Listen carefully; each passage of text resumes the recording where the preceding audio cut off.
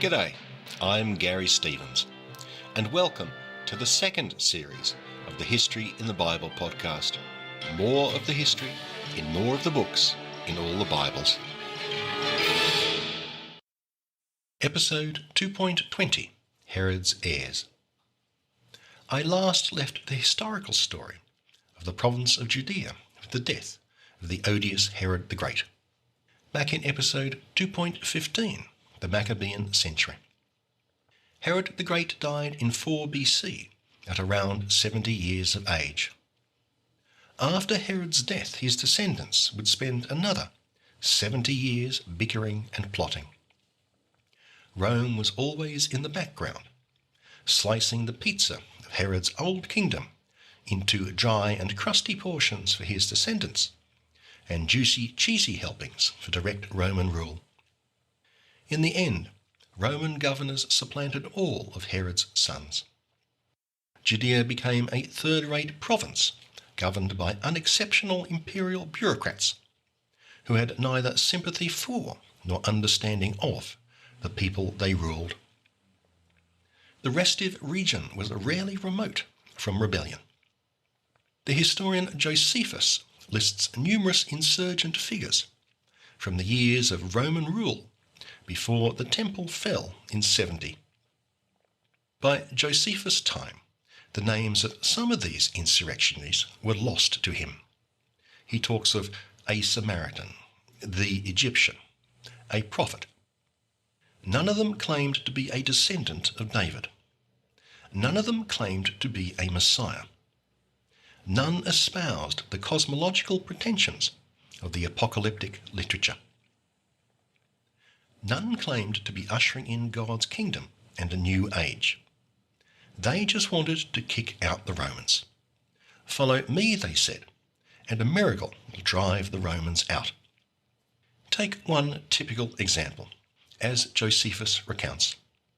Quote, "It came to pass, while Cuspius Fadus was procurator of Judea, that a certain charlatan, whose name was Theudas, persuaded a great part of the people to take their effects with them and follow him to the Jordan River.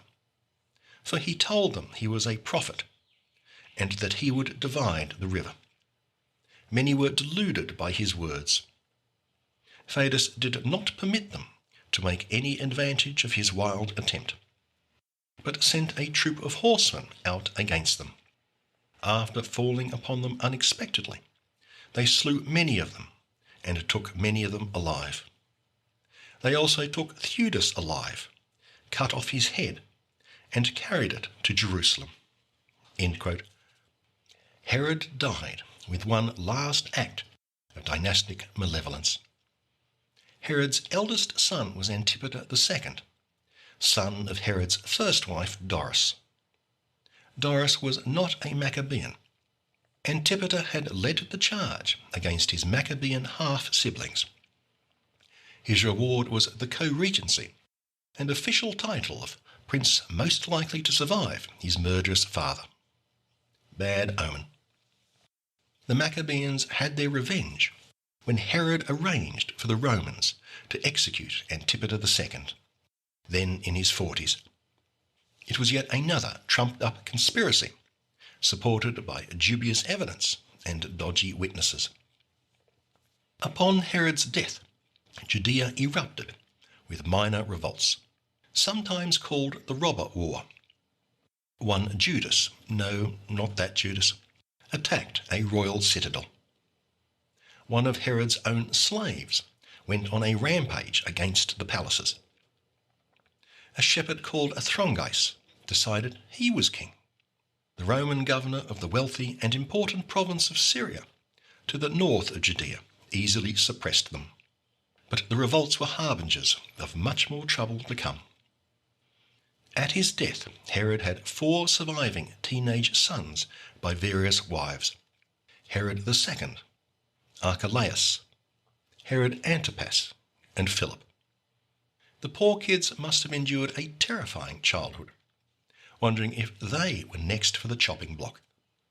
Herod the Great had changed his will so often that the final version was disputed.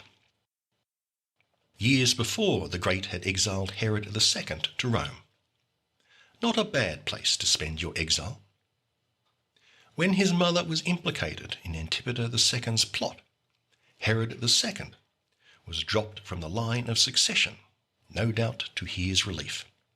He spent the next 40 years not being murdered and enjoying all the delights that Rome had to offer. That left 3 claimants, Archelaus, Herod Antipas, and Philip. The lands of Herod the Great's former kingdom burnt with bushfires that the Romans were left to stomp out. The sons of Herod bickered amongst themselves for the spoils, inflaming or suppressing riots as they felt helped their political situation. 60 years earlier, the Jews had appealed to Rome to rid them of the squabbling Maccabean rulers. For a second time, a delegation of Jews asked the emperor to eliminate Jewish royal authority in favour of a simple life under Roman governors. At least then they could be free from brigandage and could hope for law and order, good roads, clean water, and a reliable sewage system.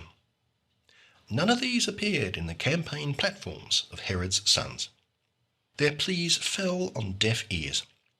After a few months, the Emperor Augustus divided Herod's kingdom into 4 portions. One was attached to the province of Syria. One each was granted to his 3 remaining sons. None of the princes was accorded the rank of king. The best they could achieve were the derisory titles of ethnarch, leader of the people, or tetrarch, leader of a 4th.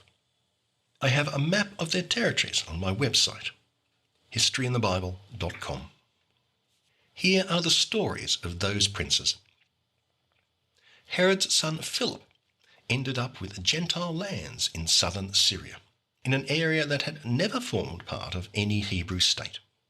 He declined the dynastic name Herod, so he is known to history as Philip the Tetrarch. He built the city of Caesarea Philippi, now in the Golan Heights.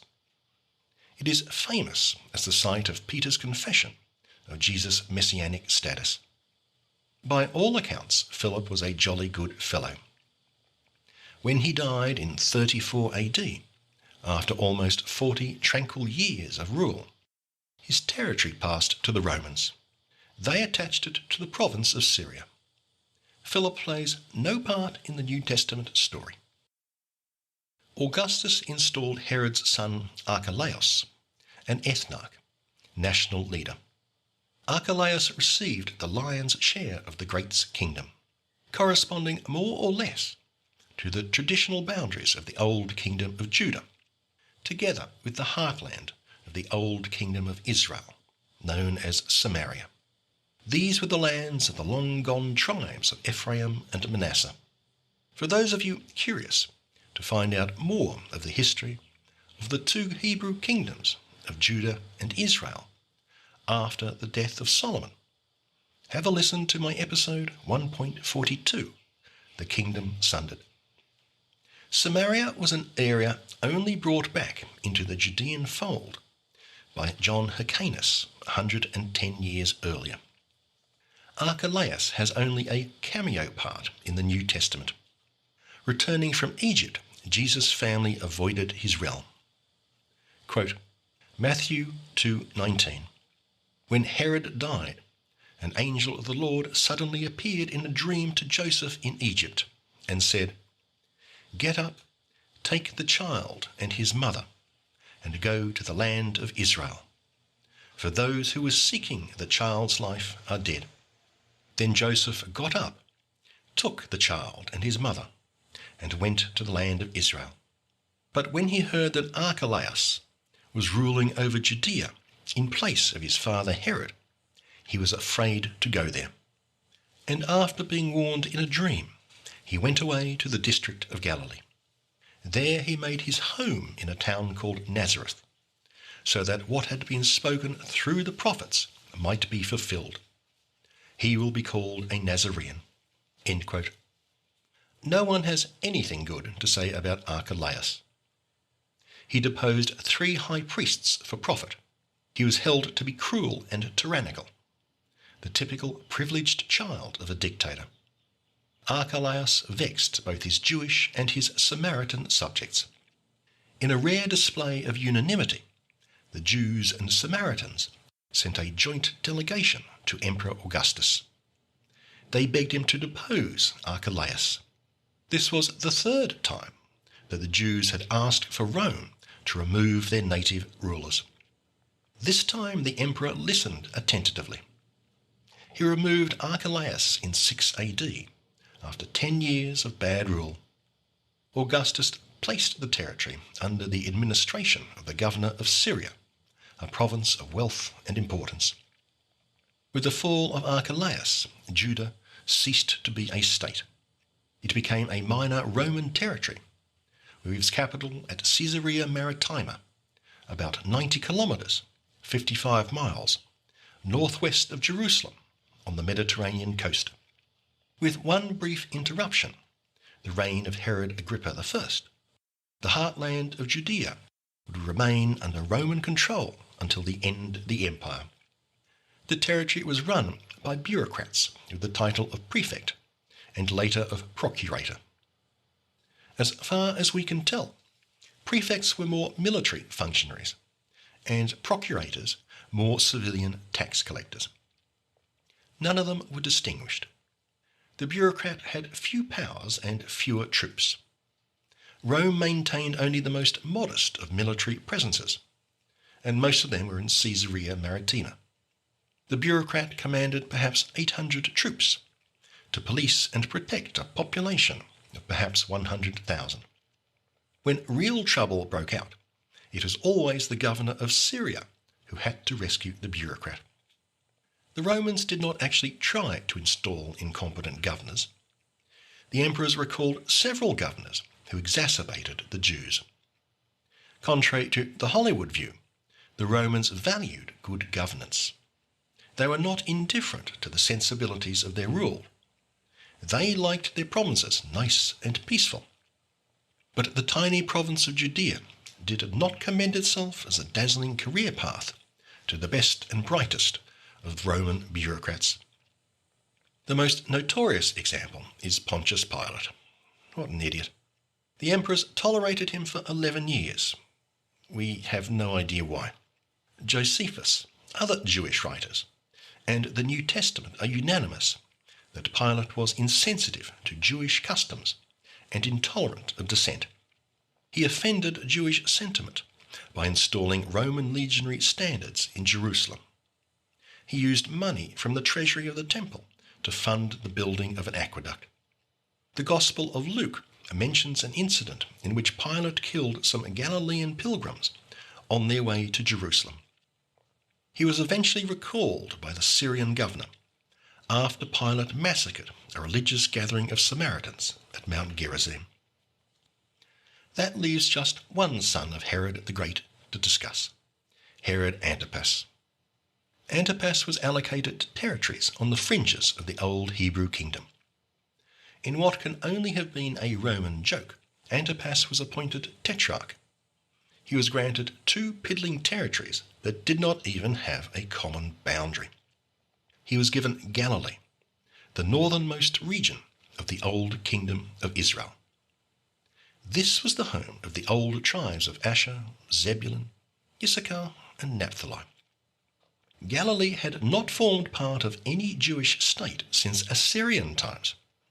Galilee had only been brought back into the Judean fold by John Hyrcanus I, a century earlier. Judeans looked on Galilee with disdain. It was full of half-pagan yokels with deplorable accents. Antipas was also granted a blob of territory across the Jordan, called the Perea, where the old tribes of Gad and Reuben had settled. Of all the sons of Herod, Antipas is the one who plays the greatest part in the lives of John the Baptist and the adult Jesus. Jesus worked in Antipas' territory of Galilee. John worked across the Jordan, in Antipas' territory of the Perea. Antipas would reign, or rather endure, for over 40 years. He had trouble from the get-go.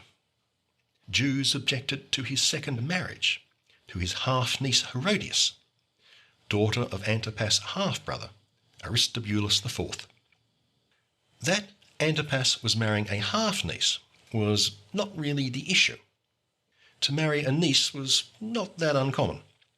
The real issue was that Herodias' first husband was Antipas' other half-brother Philip the Tetrarch, and he of course was another half-uncle of Herodias.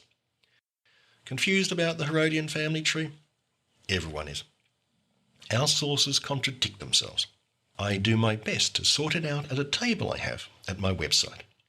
So the real issue was that Herodias had previously been married to a brother of Antipas. Some Jews thought that the marriage of Antipas and Herodias was gratuitously confusing. Others believed it was completely illegal. Either way, they were irked. Most aggravated of all was Antipas' powerful neighbour, the king of Arabia, father to Antipas' unnamed first wife. When the Arabian king heard that his daughter was about to be dumped for some incestuous floozy, he invaded Antipas' tiny state. He walloped Antipas' army in 36 AD, shortly after the death of Jesus. Antipas was also vexed by John the Baptist's work. Here is Josephus' account. Quote, "About this time the king of Arabia and Herod Antipas had a quarrel on the account following. Herod the Tetrarch had married the king's daughter. However, Herod fell in love with Herodias. Now, some of the Jews thought that the destruction of Herod's army by the king of Arabia came from God, and that very justly, as a punishment of what Herod Antipas did against John, that was called the Baptist. For Herod slew him, who was a good man, and commanded the Jews to exercise virtue, both as to righteousness towards one another, and piety towards God, and so to come to baptism, not in order to the putting away of sins, but for the purification of the body. Now when many others came in crowds about John, for they were very greatly moved by hearing his words, Herod Antipas, who feared lest the great influence John had over the people might raise a rebellion, thought it best, by putting him to death, to prevent any mischief he might cause." End quote. Josephus is clear that John was executed because he was a political threat. Josephus regards John as a legitimate emissary from God, a holy and pious man. Notice also one small detail. In the New Testament, the Baptist is so named because he washes away sins. Josephus specifically denies that. To a pious Jew, only God can wash away sins. Antipas also appears in 2 cameos in the life of Jesus. In the Gospels of Mark and Matthew, Antipas fears that Jesus is John the Baptist, back from the dead. But the story goes nowhere. The Gospel of Luke has a sidebar about Antipas' desire to kill Jesus. Quote, Luke 13:31. "At that very hour some Pharisees came and said to Jesus, 'Get away from here, for Herod Antipas wants to kill you.' He said to them, 'Go and tell that fox for me. Listen, I am casting out demons and performing cures today and tomorrow. And on the third day I finish my work. Yet today, tomorrow, and the next day I must be on my way, because it is impossible for a prophet to be killed outside of Jerusalem." End quote. Antipas had been installed by the Emperor Augustus in 4 BC and maintained by the Emperor Tiberius. He met his downfall at the hands of the new Emperor Caligula and his own nephew, Herod Agrippa I, in 37. Antipas was still reeling from the Arab invasion the year before. He had one final indignity to suffer. Herod Agrippa I was a grandson of Herod the Great. Agrippa's father was Herod the Great's son Aristobulus IV, executed by the great for no good reason. He had spent 40 years in Rome, growing up with members of the imperial family. Agrippa I was as much Roman as he was Jewish. When Caligula acceded to the throne in 37, he awarded the middle-aged Agrippa the territories of his uncle Philip the Tetrarch, dead some 3 years. Herod Agrippa's uncle Antipas was enraged. Antipas had spent decades as an unloved mere tetrarch. Now Agrippa I was acclaimed a king, and of a much smaller territory to boot. You might think that a small thing to quarrel about. But Antipas had bankrolled his nephew's spendthrift lifestyle and paid his gambling debts for decades.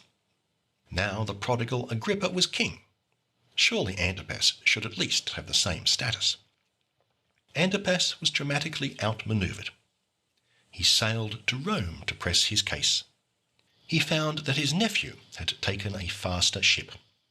At the imperial court, Antipas found himself accused by his nephew Agrippa of disloyalty to the emperor. Caligula chose to believe his friend, Agrippa I. The emperor deposed Antipas and awarded his territories to his best mate, Agrippa. Antipas spent his last years in comfortable but disgruntled exile in Gaul. At least he had a happy retirement, something that few of Herod's descendants could boast of. Thus sanctified by Caligula, in 38, Herod Agrippa I sailed triumphantly from Rome to Judea by way of Alexandria in Egypt. For reasons unknown, this layover turned into a public relations disaster. Alexandria was the second city of the empire, with sizable Jewish and Greek populations. Agrippa's visit ignited a conflagration of race riots. The Greeks insisted that Caligula was a god, just like all their other Egyptian rulers. The Jews had other ideas on the matter. The embers of Jewish disaffection blew up the Mediterranean coast, Jews and Greeks fighting each other, from Alexandria to the third city of the empire, Antioch in Syria. The Romans spent 2 years containing those bushfires. Herod Agrippa spent a lot more time gadding about with his imperial buddies than running his kingdom. The king was in Rome when Caligula was assassinated in 41. Our sources differ as to the events, but all agree that Agrippa was instrumental in the accession of Caligula's uncle Claudius. Claudius recalled the Roman prefect and installed Agrippa I as king of not only Galilee and Perea, but also Judea and Samaria. These territories found themselves under Jewish rule for the first time since the deposition of Agrippa's uncle Archelaus 35 years before. Claudius' generosity was motivated by politics more than by gratitude. Towards the end of his reign, the Emperor Caligula had entertained the destruction of the Jerusalem temple in retaliation for a Jewish attack on an imperial altar. Legions were assembled in Syria. Agrippa I persuaded the Syrian governor to delay action. That suited the governor fine. The attack was cancelled on Caligula's death. Herod Agrippa's diplomatic skills convinced Emperor Claudius that Herod Agrippa was the best man to keep the querulous Jews under control. Herod Agrippa I is remembered in Jewish tradition as a fair, generous and observant Jew. In Christian tradition, he is associated with the death of James the son of Zebedee and the arrest of St. Peter. At Herod Agrippa's death, he ruled over all the territories of Herod the Great that had been divided between his sons. Upon his sudden death in 44 AD, Herod Agrippa I left a single heir, his teenage son, Herod Agrippa II. Emperor Claudius decided that his territory would best be run by Romans. This time the Roman bureaucrats were known as procurators, not prefects. When the lad came of age in 50 AD, he was granted some modest territories in the region and the right to appoint the high priests of the temple. The governor of Syria and the Roman procurators in Judea were firmly in control, as they had been since the death of Herod the Great 55 years earlier. Herod Agrippa II was left to maintain the Jewish law, expend large sums in beautifying Jerusalem, and renovate the temple. The capricious manner in which he appointed and deposed the high priests endeared him to no one. Rumours spread that he lived incestuously with his sister Berenice. According to the book of Acts, he played a small part in the trial of Paul before the Roman governor Porcius Festus around 60 AD. During Agrippa II's reign, Judea was afflicted by race riots. The Jews, Samaritans, Syrians, and others did not form a happy melting pot. Organised bandits and self-appointed prophets riled the populace. A particular trouble spot was Caesarea Maritima, seat of the Roman power, where the Jewish population, with no rights of citizenship, grew to outnumber the Gentiles and demanded similar rights. In 66, the Roman procurator of Judea decided to punish the Jewish elites for their failure to suppress yet another round of civil turmoil. The captain of the temple resolved to cease sacrifices to the emperor. Rome rightly interpreted this as an act of rebellion. The governor of Syria was dispatched with a single legion. The Jews defeated that quick smart. The next year, the Emperor Nero sent General Vespasian with a few more legions to suppress the recalcitrants. While Vespasian was playing whack-a-mole with the Judeans, provincial revolts erupted against Nero's rule. Vespasian threw his hat into the ring for the imperial crown. Vespasian was triumphant. He left his son Titus to quash the revolt. In 70 AD, the Romans destroyed the temple and reduced Jerusalem to rubble. This was the great theological catastrophe. More than that, it was a social catastrophe. The ancient Jewish ruling class, the priests, the Levites, the Sadducees, the Maccabeans, the Herodians, were all exterminated. Now there were only rabbis. Agrippa II lived a long but not a happy life. He was a Roman partisan. When his subjects revolted against Roman rule, the Jews sent him packing. Agrippa II raised troops to support Vespasian. After the revolt was quashed, the Romans sent him back to a war-torn and devastated province as a purely nominal ruler. Almost 40 years later, at the age of 77, he died unloved by all and hated by many, last scion of the house of Herod. In the next episode, I explore how our New Testament was slowly assembled over centuries. Thanks for listening. For maps, charts, and diagrams, check out my website, www.historyinthebible.com.